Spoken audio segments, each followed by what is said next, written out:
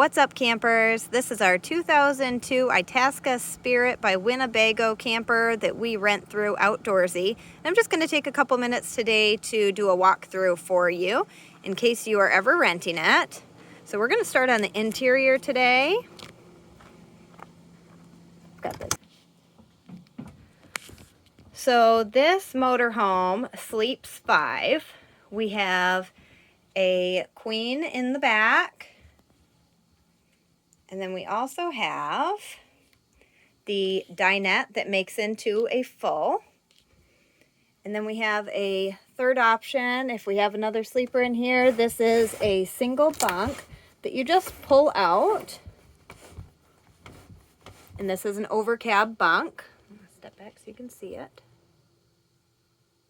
Perfect. So I'll go through some of our interior features. We've got a lot of storage in this motorhome for you to use while you're on the road. We've got all your manuals, your registration up here, so you've got all that info handy.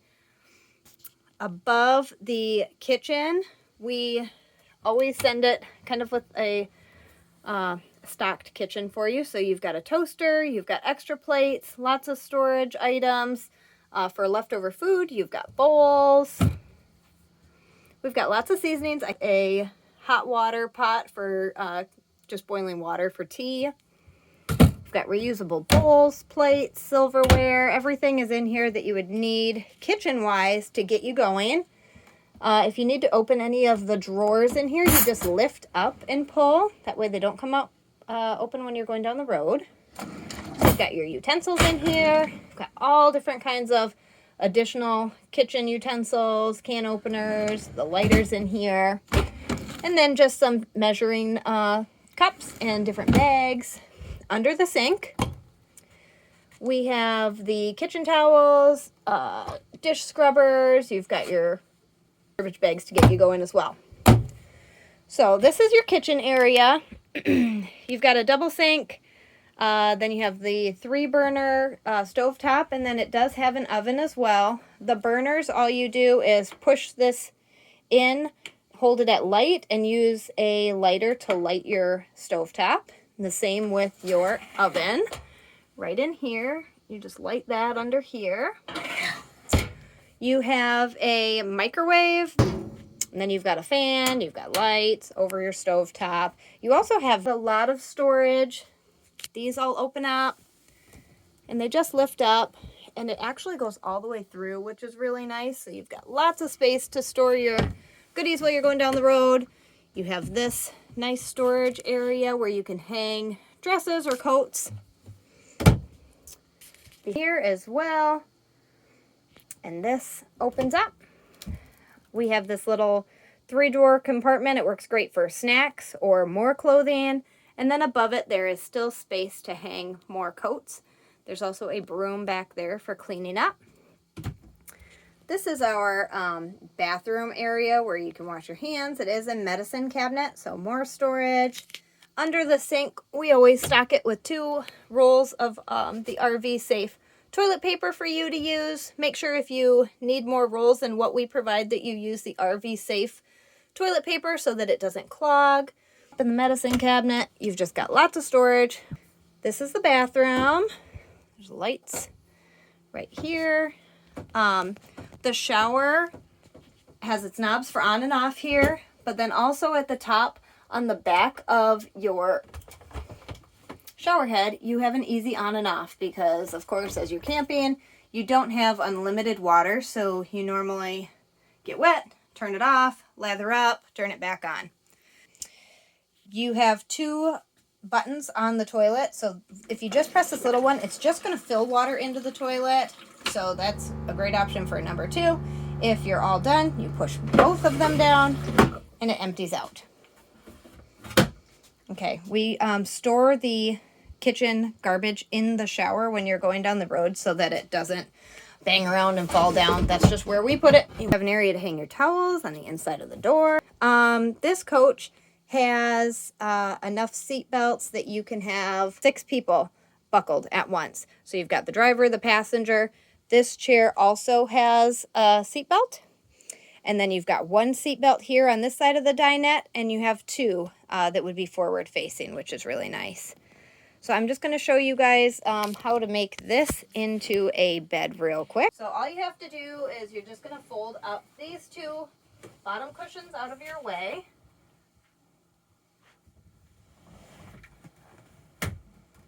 And then there is a leg right here and a little button that you'll pull. Or I should say push. And that's going to fold that leg away. And then all you do is you just grab this and you kind of tilt it up, and it's going to pull off of that wall where it's hung. And it just lays down right here, just like that.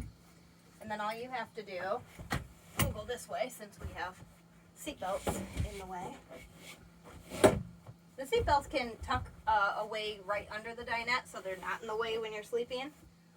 And then there you go. You've got your full-size bed. There is storage under the dinette on both sides as well. This curtain rod works really well to just give you more privacy at night. Just pull these across. If somebody is sleeping up here, they can have more privacy just by pulling these across as well. And come take a look at the front cab.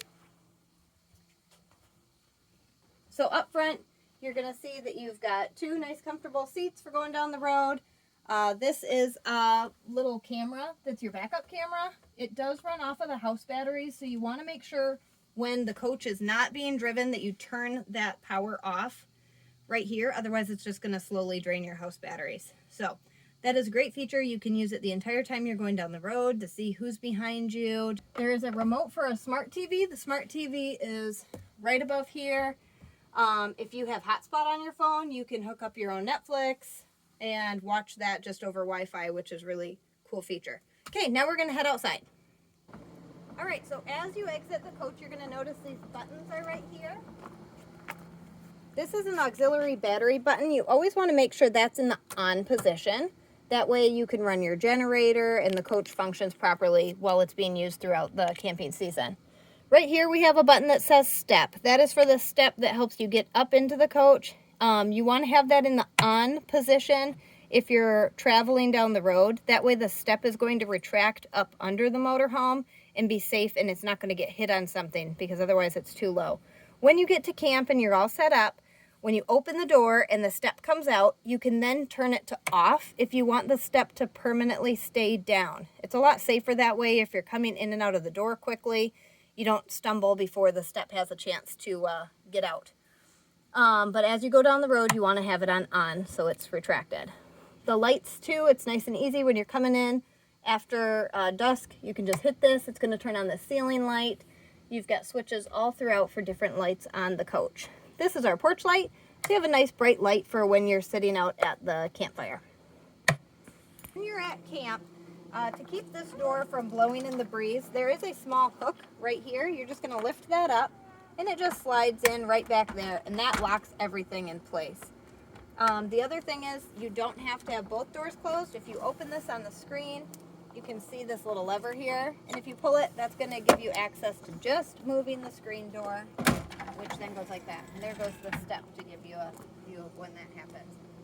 Again, I showed you this in the beginning, but this is just a handle to help you up and down the stairs, which is nice. Now I'm going to show you some of the other exterior features we have on this coach. We have an outdoor radio, which is really nice when you're just sitting around the picnic table and want to have some music on. This is where the house battery is stored. You don't have to do anything to it. If you're cooking inside or run the heat, this will get hot, so make sure that you're careful not to touch that. Then you've got, this is your outdoor storage, so if you have anything bulkier, you bring special chairs with you, camp chairs, this is a good spot to put them. These are little clips that just help you hold the door open, just like that, and it's out of your way. We send you on the road with a mat and 2 camping chairs. I don't have the chairs in here right now because I wanted to show you more space. So this is how it's set up. These are just driving blocks where you can drive to better level the motorhome. There are no jacks on this motorhome, which actually makes it nice in my opinion. But if you come to a site and it's a little uneven, just stick a couple of these down, kind of like Lego building blocks, and then you're going to just gently drive the coach up onto these blocks, and then you're all set for the night. This is a drinking water hose in case you camp somewhere where they have a water hookup. You can just put that in directly, and I'll go over all of the levels and everything with you at the end when we unplug and turn the generator on. This is where you put fresh water into the coach, so if you don't stay somewhere they have fresh water, or you just want to have some while you're on the road, you're going to want to fill that water up here. You just take the end of a hose, you're going to put it in, feed it into this hole, and really you just stop when it starts actually bubbling back out. You know that it's full. I think it holds 35 gallons of water. You've got nice LED headlights on the back. It does have, I want to say, a 2-inch ball hitch as well, in case you do need to tow something. You've got a spare tire here. On this back side, you've got your sewer where you're going to dump your tanks. We have a hose that I'll show you how to hook that up in just a moment. We'll come back around here. This is where your electrical comes out of. When you're at camp, you can just take this out and then feed it through here to keep the water out of that bay. And then it will hook into a stanchion at camp like we have, and it's a 30 amp power source. So you're going to plug it into the 30 amp system and you'll be all set. We also send you with this as an adapter in case you park at somebody's house but you still want to have power to be able to do stuff. You just plug this on the end of the 30 amp and it's going to become your adapter to turn it into a 110. When you're on the road, we're going to take all of this apart. You're going to feed this back inside. So we're going to open this up. I'm going to put this in last, but all you're going to do is gently push this wire back up in here. It seems like not a lot of space, but somehow all of this cord does fit in here. And you want to keep it away from this. There's an outlet here. This is to attach, and you're going to kind of plug into yourself to power.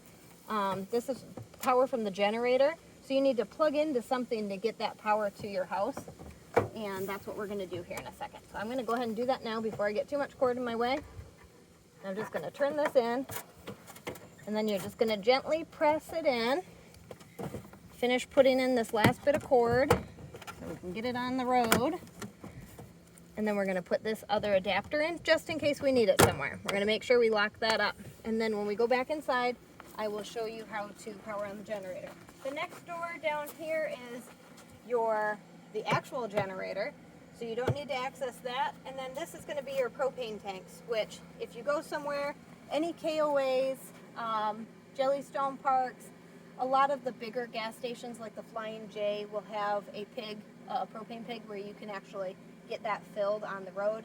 It's super cheap to fill, maybe tops $20. But we have it filled for you, and I've never had anybody have to fill it, and we don't care. You don't have to fill it up for us. Okay, we'll get the sewer hose, and then I'll show you that.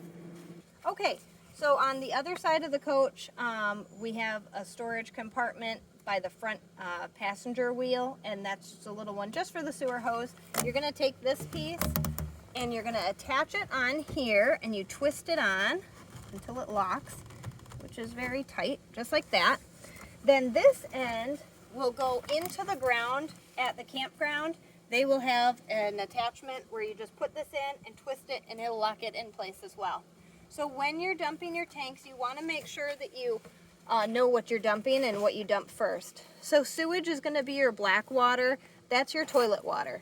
The wastewater is going to come from your sinks and your showers. You always want to do your sewage water or black water first, because then you're rinsing your tubes and the pipes with the just gray water from your kitchen sink and your showers. So always do black first, then gray. This one is your black, and then this is gray. Might be hard to tell in the video, but they line up with their labels. So you would first pull the black, that's going to empty, and you're going to wait till it stops running, and then you're going to push that back in. Then you're going to grab your gray and you're going to pull that out and let it run until it's done.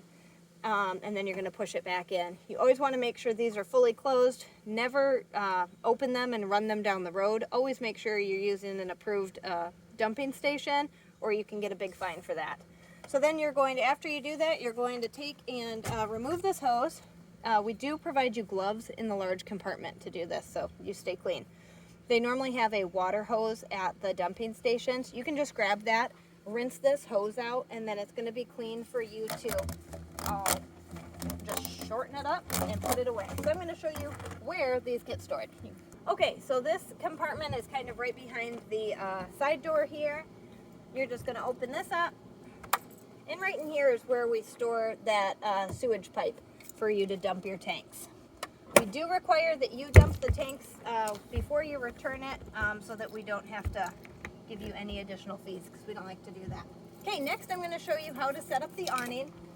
In the large compartment bay, we have the shepherd's hook, which you're going to use to grab this little black fabric piece.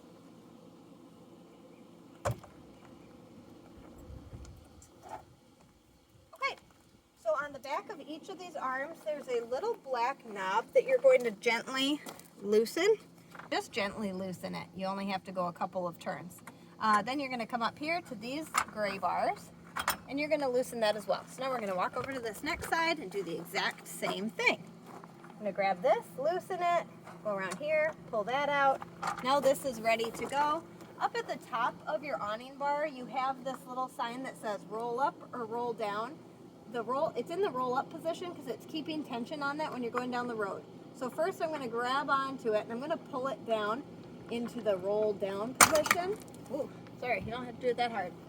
And then this little black fabric strap is always fun to get this into, but you're going to grab your shepherd's hook and then you're just going to pull this out.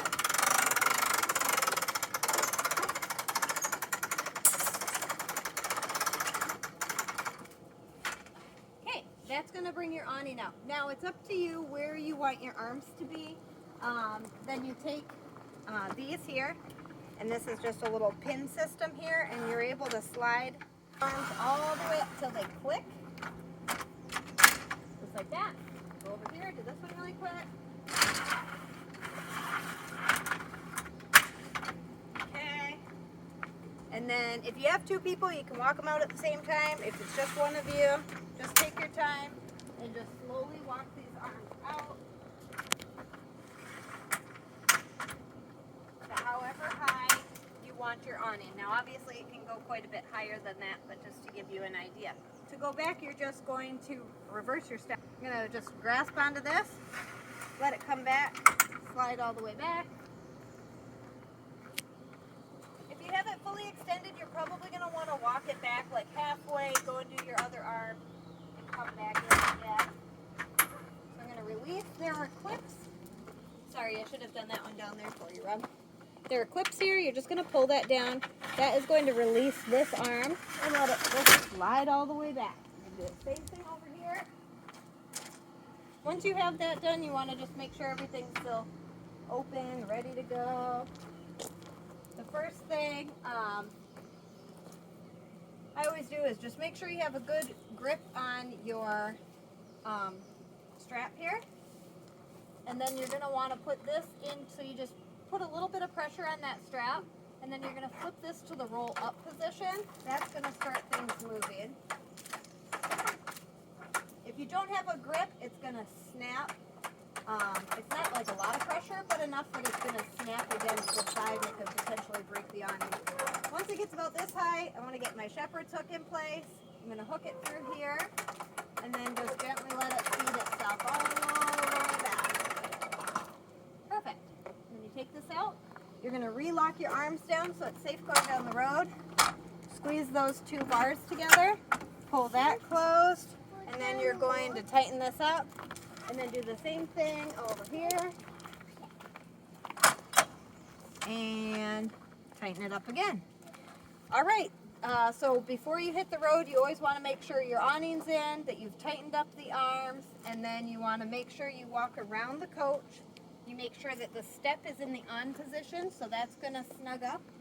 You're going to go around and lock all of these compartments. They all have an area for a key lock too. I highly recommend that you use that so that you don't lose any of your belongings that you have in here. And then make sure that you double check that you have disconnected your electrical, and make sure that you close up your sewage area here as well, and everything's nice and tight. This is also where you put gasoline in. It's on the driver's side. I didn't mention that. It's unleaded, regular gas. One more thing, if you're hooking up to water at a campsite, this is where you put it in. So now that I showed you guys how to plug the generator into the electrical box down there, we're going to go inside. I'm going to show you the panel that shows all of your levels. So this is where you can check all of the information on the motorhome when you're camping. This is where you're going to be able to check your levels of the black water. So what, how full the toilet storage tank is, your gray water, your kitchen sink and shower water, how much fresh water you have on board, LP, how much propane you have, and then the status of your house batteries. So all you have to do to see these is hold this button here that says levels test up, and it's going to tell you. So it'll give you all of your levels, so you know if you're at 2/3, okay, I want to go dump soon. I always say you need to dump every 2 to 3 days, just as a good measure of how much this can hold. If you want to use hot water, this is where you're going to turn that on. You're going to press it up, and you want to give it probably an hour, hour and a half for it to heat up the water before you want like a hot shower if you need to use hot water for the dishes. And then this is your water pump. So if you're not hooked up to water at your campsite, you need to have this water pump on at any time you're using the water. It doesn't hurt to leave it on when you're at camp. If you are hooked up to water at a campsite, you want to have it in the off position, because when you're hooked up to that hose, the city water is the pressure that's going to be pushing it through your system. You can mess up the pump if you leave that on. So if you're hooked up to water, city water at a campsite, have your water pump off. If you do not have a water hookup and you had to fill, you have your water pump on. This is also where you turn on your generator. So if you just say you didn't, you're boondocking, you didn't have it hooked up to power, and you needed to make a cup of coffee or use your microwave, you're going to have to turn on your generator. So you're just going to hold it in the start position until it starts to run, and you can hear even the microwave will beep at you, and you can let go of that button. It's going to read out the generator hours. We allow you to use the generator for 4 hours a day. If you go over that, there's just a minimal fee that you pay to use it extra. If you're boondocking and you don't have the generator on but you want to use your house batteries, that's fine. A rule of thumb is that your house batteries will last you about 6 hours of like using your lights and different things like that, using the water pump, etc. If you're only boondocking, you need to run the generator at least 2 hours a day to recharge the house batteries. That's the job, the other job of the generator. To turn off the generator, you're going to press and hold in the stop position. And I just hold it till it stops making noise to make sure that it fully stops. Just like that. Okay?